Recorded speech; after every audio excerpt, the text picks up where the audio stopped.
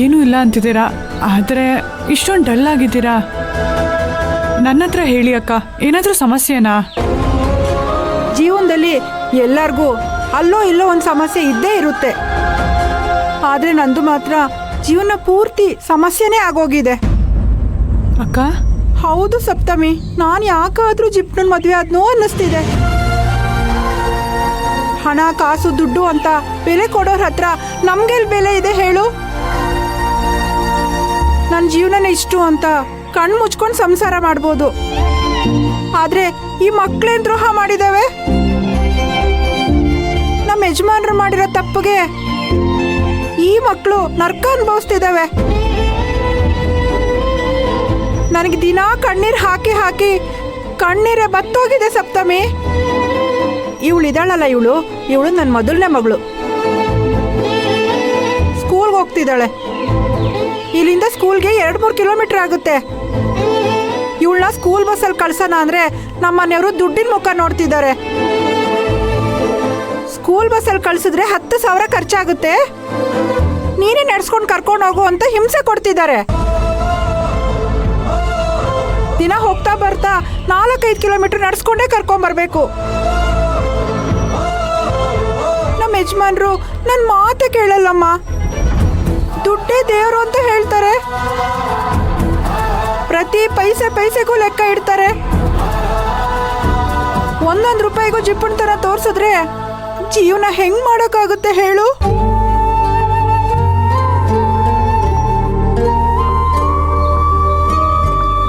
ಇವ್ರ ಗಂಡ same to same ನನ್ನ ಕ್ಯಾರೆಕ್ಟರ್ ಥರನೇ ಇದೆಯಲ್ಲ. ದುಡ್ಡೇ ಜೀವನ ಅಂತ ಬದುಕ್ತಿದ್ದಾರೆ. ಜಿಪ್ಪನ್ ತಂಡದಲ್ಲಿ ನನ್ನ ಥರನೇ ಯೋಚನೆ ಮಾಡ್ತಿದ್ದಾರೆ. ಸಪ್ತಮಿ ಇದನ್ನೆಲ್ಲ ಕೇಳಿಸ್ಕೊಂಡು ಯಾವ ಥರ ರಿಯಾಕ್ಟ್ ಮಾಡ್ಬೋದು? ಏನಕ್ಕ ಇದು?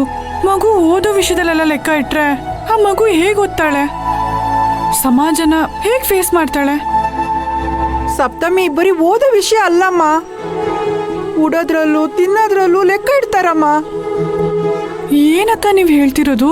ಹೌದಮ್ಮ, ಇವ್ರು ಈ ಥರ ಆದ್ರೆ ಇವಳ ವಿಷಯ ಬಿಡು, ಆ ಚಿಕ್ಕ ಮಗು ವಿಷಯ ಕೇಳಿದ್ರೆ ಕರುಳು ಕಿತ್ತು ಬರುತ್ತೆ.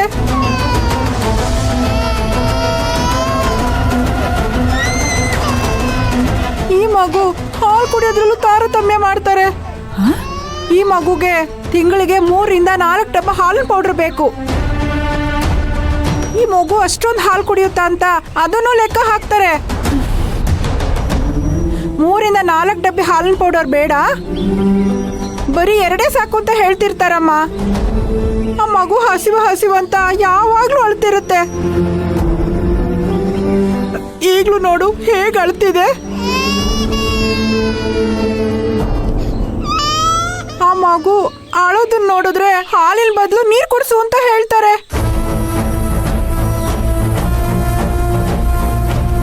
ಇದ್ಯಾರೋ ನನ್ನಷ್ಟು ಜಿಪ್ನಲ್ಲ ಅನ್ಸುತ್ತೆ. ನಮ್ಮ ತಾತನ್ನೇ ಮೀಡ್ಸೋಷ್ಟು ಜಿಪುಣ. ಇವರು ಜಿಪುಣರ ಸಂಘಕ್ಕೆ ಅಧ್ಯಕ್ಷ ಆಗಿದ್ರೇನು. ಇನ್ನು ದಿನಸಿ ವಿಚಾರಕ್ಕೆ ಬಂದ್ರೆ ಅಕ್ಕಿ, ಹಾಲು, ಹಣ್ಣು, ಸೊಪ್ಪು ಎಲ್ಲಾನು ಕಡಿಮೆನೆ ತರ್ತಾರೆ. ಹಣ ಇಲ್ಲ ಅಂತ ಏನು ಇಲ್ಲಮ್ಮ, ಹಣ ಇದೆ, ಆದ್ರೆ ಜಿಪ್ಪುಣತನ. ಹಣ ಉಳಿಸಿ ಏನ್ ಮಾಡ್ತಾರಮ್ಮ? ಹೋಗ್ಬೇಕಾದ್ರೆ ಎದೆ ಮೇಲೆ ಹಾಕೊಂಡು ಹೋಗಕ್ಕಾಗುತ್ತಾ? ನಮ್ ಜೀವನ ಯಾವ ತರ ಆಗೋಗಿದೆ ಅಂದ್ರೆ ಹೊಟ್ಟೆಗೆ ತಣ್ಣೀರ್ ಬಟ್ಟೆನೇ ಗತಿ ಅನ್ನೋ ಹಾಗಾಗಿದೆ. ಈ ತರ ಒಂದು ಕ್ಯಾರೆಕ್ಟರ್ನ ನಾನು ನನ್ನ ಜೀವನದಲ್ಲೇ ನೋಡಿಲ್ಲ. ಇಷ್ಟೊಂದು ಜಿಪಣನ? ಹೌದು ಸಪ್ತಮಿ, ಈ ತರ ಪ್ರತಿ ವಿಷಯಕ್ಕೂ ಲೆಕ್ಕ ಹಾಕ್ತಾರೆ. ಇವ್ರು ಈ ತರ ಜಿಪ್ಪಣ ತರ ತೋರಿಸ್ತಾರೆ ಅಂತ ಗೊತ್ತಿದ್ದಿದ್ರೆ ನಾನು ಇವ್ರನ್ನ ಮದ್ವೆನೇ ಆಗ್ತಿರ್ಲಿಲ್ಲ. ಇವ್ರ ಬಂಡವಾಳ ಮದ್ವೆ ದಿನನೇ ಗೊತ್ತಾಗಿದ್ರು ಕೂಡ ಈ ಮದ್ವೆ ಬೇಡ ಅಂತ ಎದ್ದು ಬರ್ತಿದ್ದೆ. ಆದ್ರೆ ಏನ್ ಮಾಡ್ತೀಯಾ, ಇವ್ರ ಜೊತೆ ಒಂದಷ್ಟು ವರ್ಷ ಸಂಸಾರ ಮಾಡಿದ್ಮೇಲೆ ಇವ್ರ ಕ್ಯಾರೆಕ್ಟರ್ ಏನು ಅಂತ ಗೊತ್ತಾಗಿದ್ದು ನನ್ಗೆ. ಅಷ್ಟರಲ್ಲಿ ನಾನು ಮೊದಲನೇ ಮಗುಗೆ ಪ್ರೆಗ್ನೆಂಟ್ ಆಗಿದ್ದೆ. ಈಗ ನನಗೆ 2 ಮಕ್ಕಳು ಸಪ್ತಮಿ. ನಾನು ಆ ಮನುಷ್ಯನ ಜೊತೆ ಹೇಗೆ ಸಂಸಾರ ಮಾಡ್ತಿದ್ದೀನಿ ಅಂತ ನನಗೆ ಗೊತ್ತು. ನನ್ನ ನೋವು, ನನ್ನ ಕಷ್ಟ ಎಲ್ಲ ಈ ಚಿಕ್ಕ ಮಕ್ಕಳಿಗೆ ಹೇಗೆ ಅರ್ಥ ಆಗಬೇಕು? ಅವ್ರಿಗೆ ಹಸುವಾದಾಗ, ಏನಾದರೂ ಬೇಕಾದಾಗ ಅಳ್ತಾ ಇರ್ತವೆ. ನೋಡಿ ದಿನ ಅಳ್ತಾ ಇರ್ತೀನಿ.